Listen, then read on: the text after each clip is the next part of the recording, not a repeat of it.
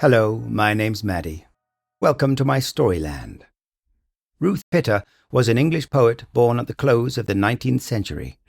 She never married and held a variety of jobs throughout her life, at times a factory worker, at times a furniture painter, operating her own small business in that regard for a brief period. During the First World War, she worked for the British government at the War Office. The one common thread in her life was poetry, and to this art she remained quietly dedicated. She started writing at a young age and would write at least a little every day, publishing her work from time to time, first in 1920, then in 1927, then again in 1931. Her career as a poet truly started in 1934, with the publishing of A Mad Lady's Garland, with preface penned by the famous Anglo-French writer Hilaire Belloc. Ruth would go on to become the first woman ever awarded the Queen's Gold Medal for Poetry in 1955, and then in 1974 named a Companion of Literature by the Royal Society, the highest honour they confer. Ruth was appointed Commander of the British Empire in 1979.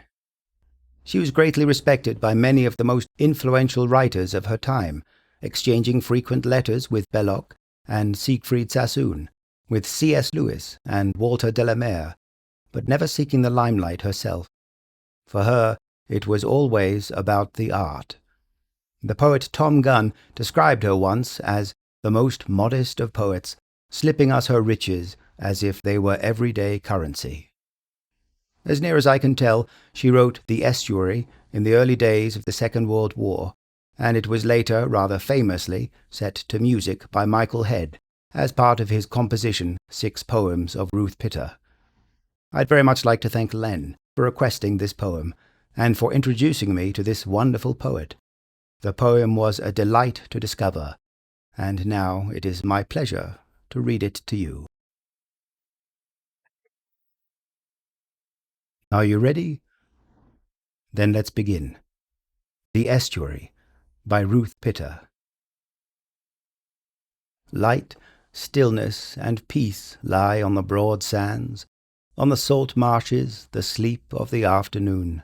The sky's immaculate, the horizon stands steadfast, level and clear over the dune.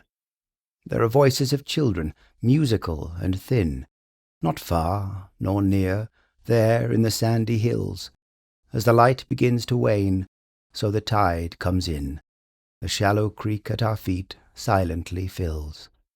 And silently, like sleep to the weary mind, silently, like the evening after the day, the big ship bears inshore with the inshore wind, changes her course and comes on up through the bay.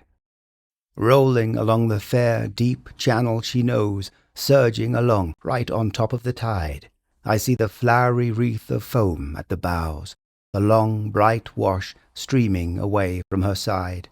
I see the flashing gulls that follow her in, screaming and tumbling, like children wildly at play, the sea-born crescent arising, pallid and thin, the flat, safe, twilight shore shelving away.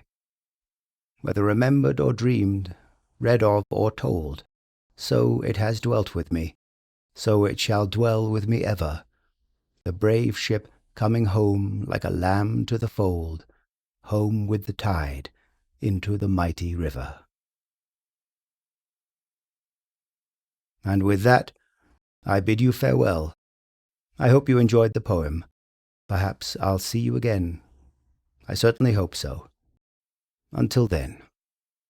Hello, Mattie here. Thanks for watching me read stuff. There are lots more videos of me reading stuff over on my channel, and if there's other stuff you'd really like me to read, just let me know in the comment section below. Don't forget to hit the like and subscribe buttons, and I upload new videos all the time, so maybe hit the bell icon too, so you can get notified when new stuff comes out.